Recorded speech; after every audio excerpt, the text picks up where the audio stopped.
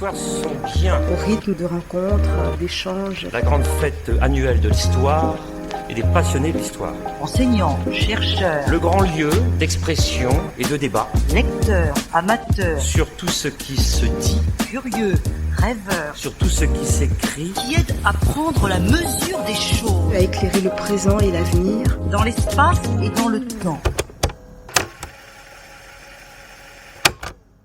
Je vous souhaite le bonjour.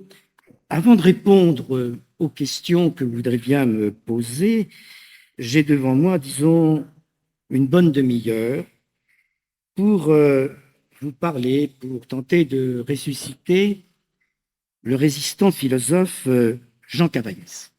Je le ferai en m'appuyant sur un ouvrage collectif, le voilà, qui est paru l'an dernier chez Flammarion, que nous avons consacré, Alia Aglan, Nicole Racine, Ouria Sinaker, Benoît Verny et moi-même, aux résistants Jean Cavaillès, sous le titre Jean Cavaillès, résistant ou la pensée en actes.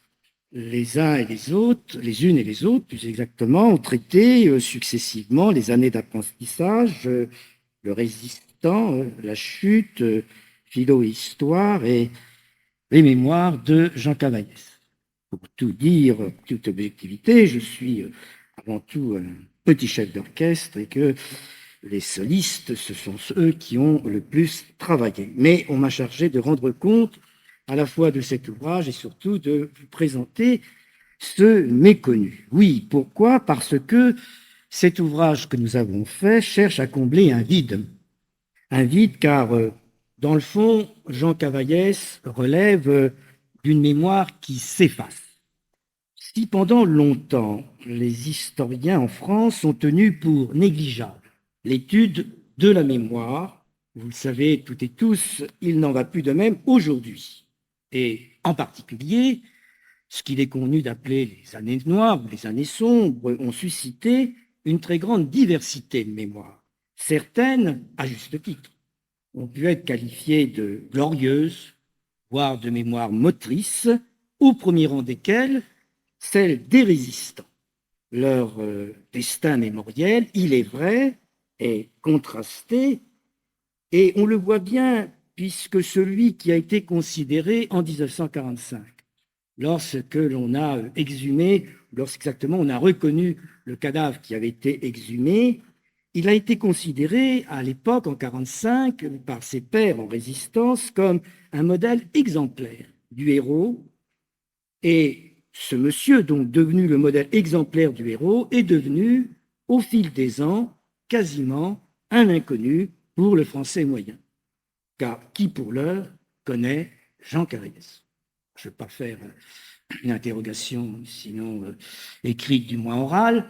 Enfin, je suppose, si vous voulez, qu'il n'y aurait pas quand même des masses de mains qui se lèveraient si je demandais « Connaissez-vous ou non Jean Cavaillès ?»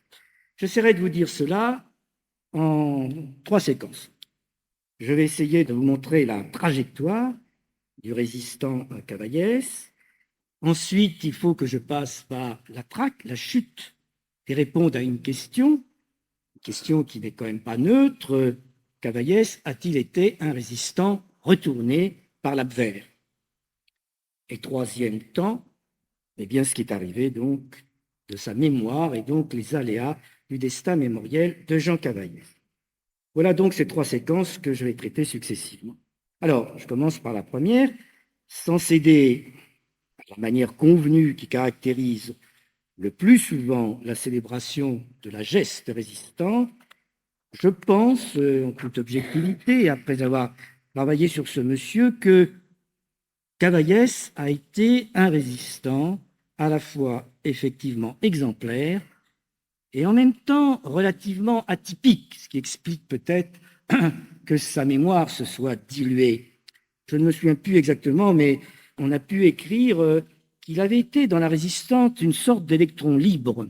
Et ce n'est pas faux, j'essaierai de vous le montrer.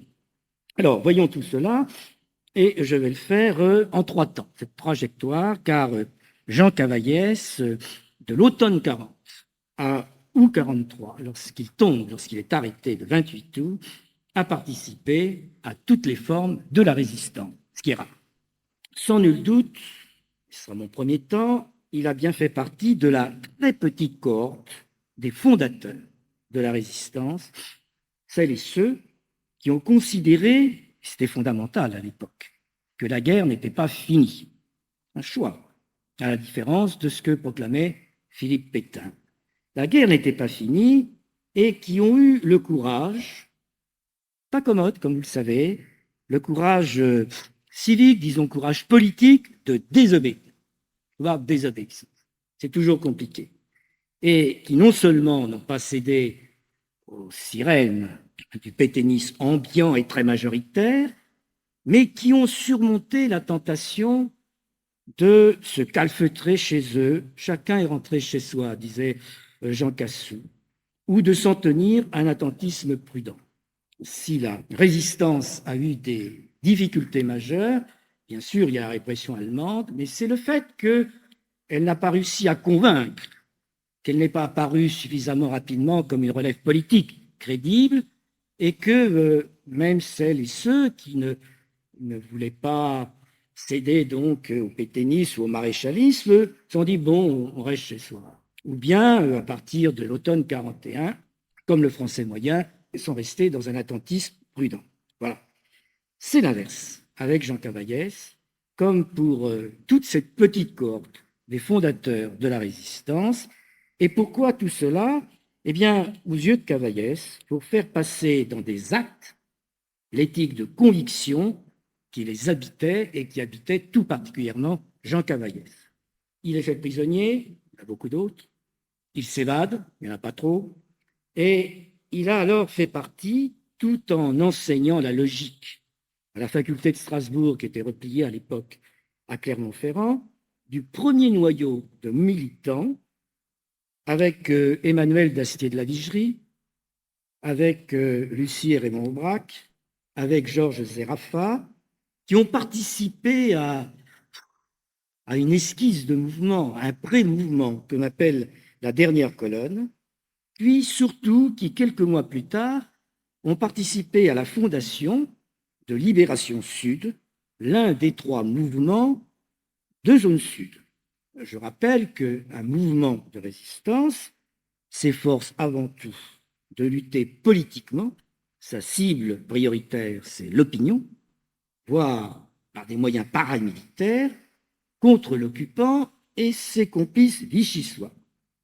Et à travers Libération Sud, qui était très engagé politiquement, disons plutôt à gauche, notamment parce qu'ils avaient un soutien des syndicalistes, ils s'engagent alors avant tout dans une sorte de résistance civile contre le gouvernement de Vichy, tenu pour complice, surtout après Montoire, de la collaboration d'États politiques et complice donc du jeu possible de l'occupant vis-à-vis donc de la France occupée.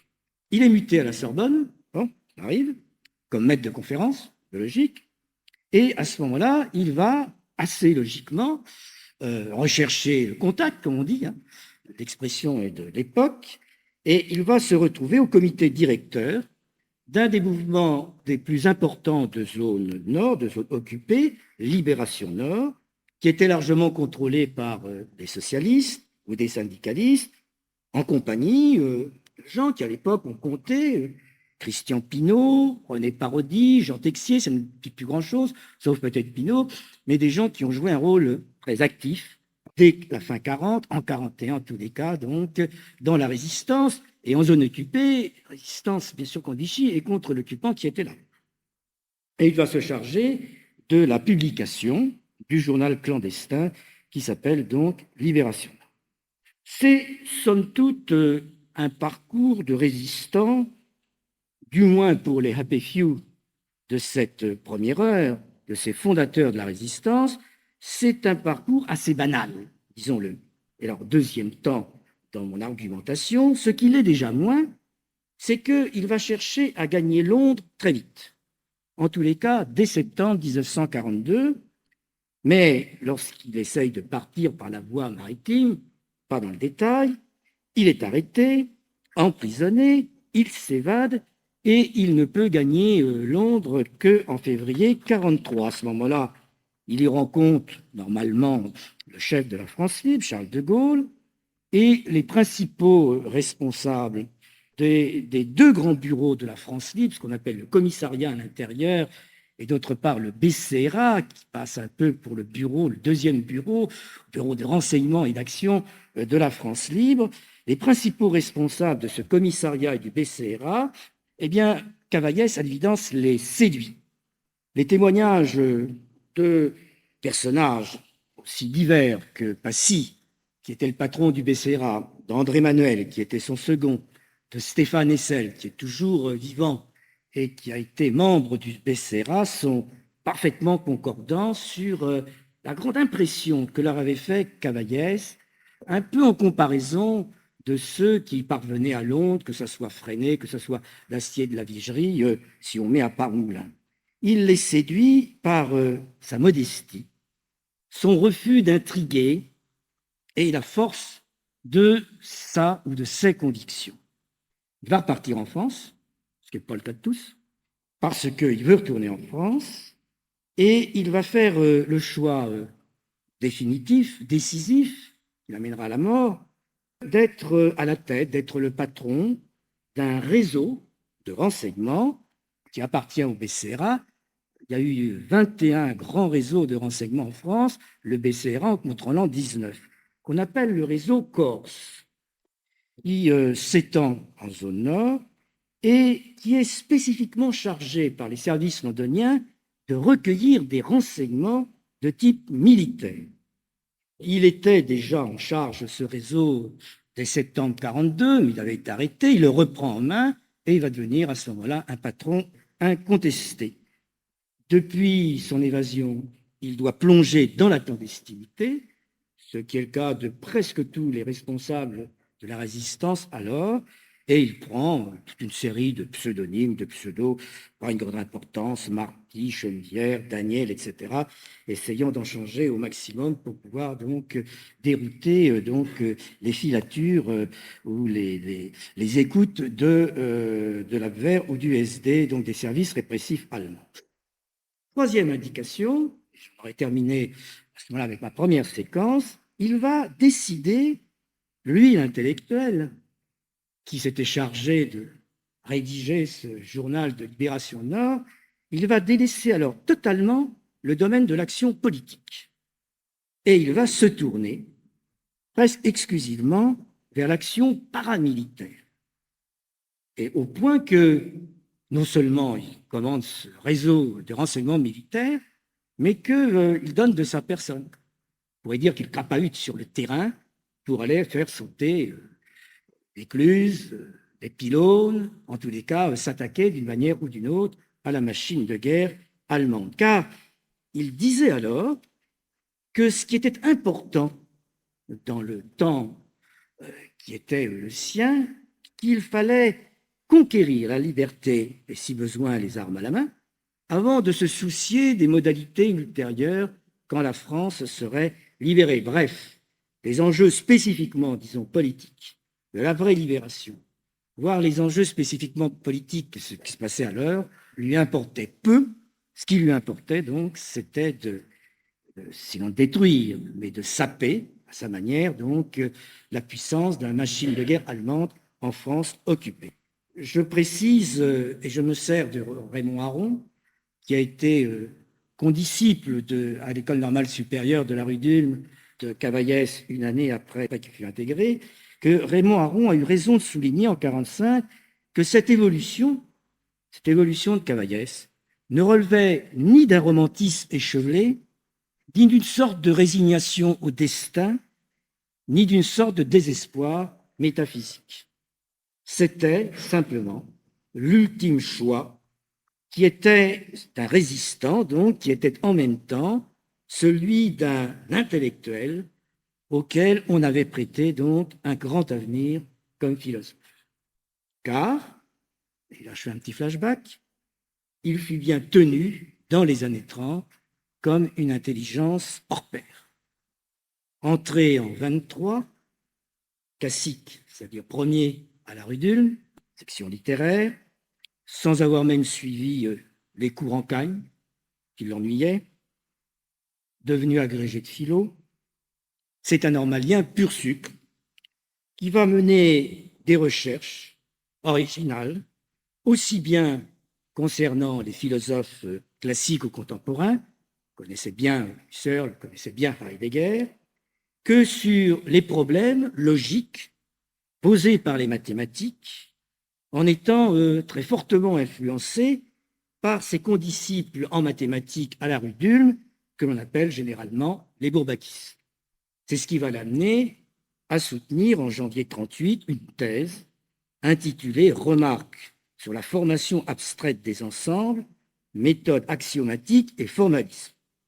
Bon, on se doute bien que ce n'était pas à la portée du premier lecteur venu, mais elle fut alors saluée par ses pairs comme un événement considérable, comme une avancée certaine dans le champ, disons, universitaire, en tous les cas, dans cette espèce de rencontre entre ce qu'on peut appeler la philosophie, ou du moins la logique, et ce que la réflexion, les réflexions que pouvaient donc susciter les mathématiques les plus abstraites. C'est donc globalement cet intellectuel plutôt introverti et d'un abord relativement sévère, évidemment, c'était pas marrant comme on dit, qui va résolument opter pour l'action paramilitaire. Et c'est à ce titre l'une des facettes du côté, disons, relativement atypique du résistant Jean Cavaillès. Alors, vous me direz, pourquoi pareil engagement, pourquoi pareille évolution? La réponse à ces deux questions est toujours incommode. Elle est incommode pour tous les résistants, quel que soit le résistant étudié. Il faut vraiment sonder les cœurs et les reins. Vous savez que c'est toujours, en principe, c'est très difficile. A fortiori, quand il s'agit de Jean Cavaillès. Dans son ouvrage, très bel ouvrage, qui s'appelle La mémoire courte, Jean Cassou, qui est un résistant et un résistant de noyau fondateur, me paraît, pas qu'à moi, avoir donné des éléments d'explication pour répondre du moins à la première interrogation. Pourquoi on entre en résistance? Quand il écrit, je le cite, « La résistance fut et demeure un fait moral, et le même pour tous les résistants, quel qu'ait pu être le motif subsidiaire de leur choix et de leur décision, et quelle qu'ait pu être la suite, où ayant repris leur qualité politique, ils se sont engagés. Elle fut et demeure un fait moral d'autant qu'elle ne fut strictement que cela, et n'eut, elle, la résistance, aucune suite. » On peut discuter, certes, mais je pense aussi que c'est une bonne approche. Et en tous les cas, pour ce qui est de Cavaillès, il faut peut-être essayer de trouver d'autres motivations, mais aucune ne me semble suffisante à elle seule. Il était le fils d'officier, ok, fils d'officier, un officier qu'il révérait. Jean Cavaillès était très famille, mais pareille filiation n'a pas produit ou n'a produit que rarement pareil effet, disons, durant la Seconde Guerre mondiale. Il était de culture protestante, oui, mais dans un premier temps du moins, la très grande majorité des réformés ne s'est pas engagé dans le camp de la désobéissance civile, à l'inverse de ce qu'on dit généralement. S'il était sans véritable attache partisane ou appartenance partisane, sa sensibilité, c'est vrai, se situait plutôt à gauche. Mais comme vous le savez aussi, tous ceux qui avaient une sensibilité de gauche ne sont pas entrés en résistance. Ils se voulaient patriotes, évidemment, mais les pétainistes, eux également, se prétendaient des patriotes. Il a été également avancé que son appétence pour Spinoza, et plus encore pour les fondements du spinozisme, a joué un grand rôle, peut-être. Mais je n'ai guère de compétences, tous les cas, pour en juger, et à mon sens, il est beaucoup plus un résistant philosophe qu'un philosophe résistant. Ce que ça veut dire, si vous voulez, c'est qu'il est résistant, bon, puis il est aussi philosophe. Bon, il n'est pas, parce qu'il était philosophe, il entre en résistant. Exactement comme le problème se pose, si vous voulez, entre résistants juifs et juifs résistants. Qui est résistant, bon, et puis vous étiez également juif. Est-ce que vous entrez en résistance parce que vous étiez juif? Bon, mais ça a l'air des petites subtilités, mais ce n'est quand même pas négligeable. Je pense que c'est d'abord un résistant qui était également un philosophe, donc, auquel on prêtait donc un grand avenir. Alors, je pense qu'on peut rester, ou qu'on peut se référer au jugement même très lapidaire formulé par un de ses amis, qui a été lui-même un résistant, qui s'appelle Georges Canguilhem, normalien, spécialiste aussi de la logique des mathématiques, des sciences du moins, et qui, dans cette formule, disait « La résistance a été pour lui un impératif pur et simple, sans mélange ». Deuxième chose, deuxième élément de cette communication. Nous n'avons pas eu de soucis majeurs, ni l'une, ni l'autre, ni les autres, pour rendre compte de la trajectoire du résistant Cavaillès. C'est clair. Enfin, je veux dire, ça ne pose pas de difficulté majeure pour qui travaille un peu sur la résistance. Mais nous avons dû retarder la publication de l'ouvrage parce que il nous a fallu mener une véritable enquête parapolicière sur Jean Cavaillès lorsqu'il était tombé aux mains des nazis. Non pas que les circonstances de son arrestation le 28 août 1943 à Paris fassent problème. En revanche, ce qu'il nous fallait comprendre, c'est le fait qui a été attesté par un témoin relativement digne de foi, relativement dans les deux sens, qu'il avait été aperçu lors du réveillon du 31 décembre 1943 au Lutetia, à l'hôtel Lutetia, au siège de l'Abwehr, à la table de membres de l'Abwehr. Qu'est-ce que c'est que l'Abwehr? C'est le service du contre-espionnage de la Wehrmacht. Et donc, avec à la clé cette interrogation inévitable, est-ce que le résistant Cavaillès arrêté avait-il été un résistant retourné, comme d'autres l'avaient été par l'occupant? C'est le mérite de Benoît Verny, qui est un enseignant d'histoire près de chez vous, à Orléans, qui s'est donc livré à cette enquête policière exemplaire à tous égards, non seulement parce qu'elle nous a paru régler l'affaire Cavaillès, mais surtout elle pouvait être adaptée à nombre d'affaires de la résistance, et Dieu sait si la résistance a connu de ces affaires. Je résume le propos en quelques mots. Corse, ce réseau donc de zone nord, affilié au BCRA, intéressait tout particulièrement les services répressifs allemands, car ils espéraient, en le pénétrant, en savoir plus sur les plans interalliés pour le débarquement. Tout le monde s'attendait au débarquement. Non. Tout le monde s'y préparait, d'un côté comme de l'autre. Mais où et quand? Voilà. Et à partir, disons, de l'été, dans tous les cas, de fin du printemps 1943, les services allemands, donc, ont fait beaucoup pour essayer d'en savoir plus. Ce qui explique le chiffre élevé des pertes subies par le réseau. 992 agents ont été immatriculés, donc un petit millier. 331 furent arrêtés, tiers, c'est beaucoup quand même. 16, dont Jean Cavaillès, ont été fusillés. 15 sont morts sous la torture. 268 furent déportés, dont 99, et en particulier le second de Cavaillès, qui est également un normalien, qui est également donc un philosophe qui s'appelle René Gosset, qui était enseignant à Vendôme, pas très loin d'ici. Donc 99 ne sont pas revenus des camps de la mort.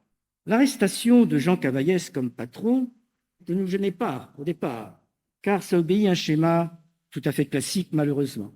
Un agent de liaison de Corse. Vous savez, les agents de liaison, c'est dans un réseau comme dans un mouvement, l'agent de liaison est une pièce indispensable.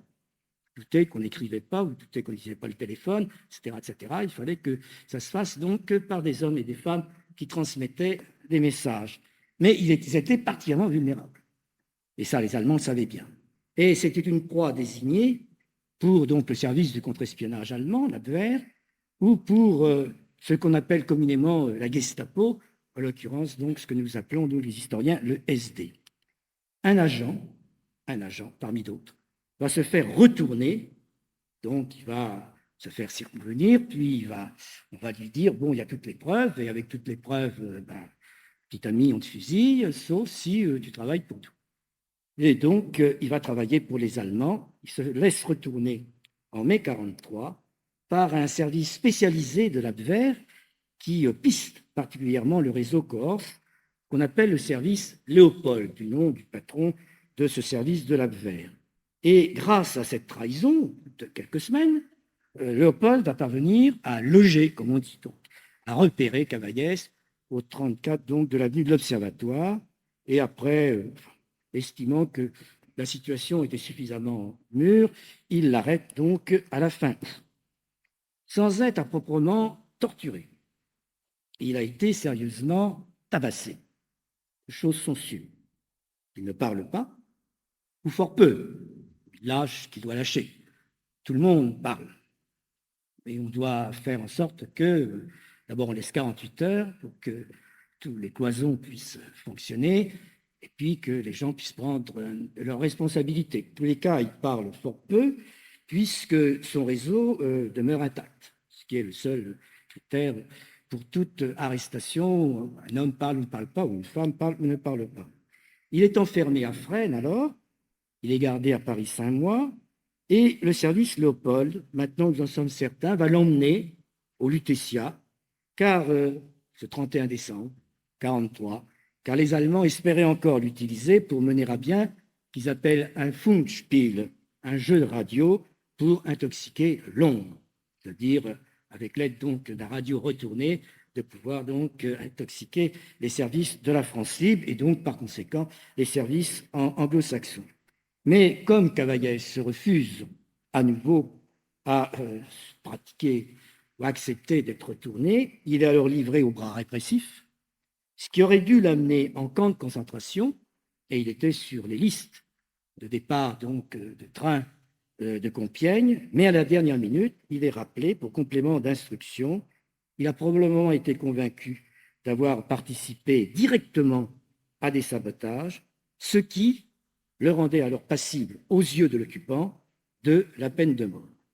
Et malgré des demandes de grâce formulées par des notables de Vichy et même par Marcel Théat, collaborationniste, qui avait été lié avec lui à l'école normale, il est fusillé probablement à la mi-février 1944 dans les abords de la citadelle d'Arras. Il avait 41 ans. Troisième temps, 11 résistants ont été exécutés avec lui. Leurs corps furent retrouvés en octobre 1944 sous un chemin de la citadelle et celui de Cavaillès fut, grâce à une photo de leurs parents, est identifié par sa sœur Gabrielle en avril 1945. Les nombreux articles nécrologiques qui sont parus à l'époque étaient presque tous empreints d'une émotion qui n'était pas conventionnelle.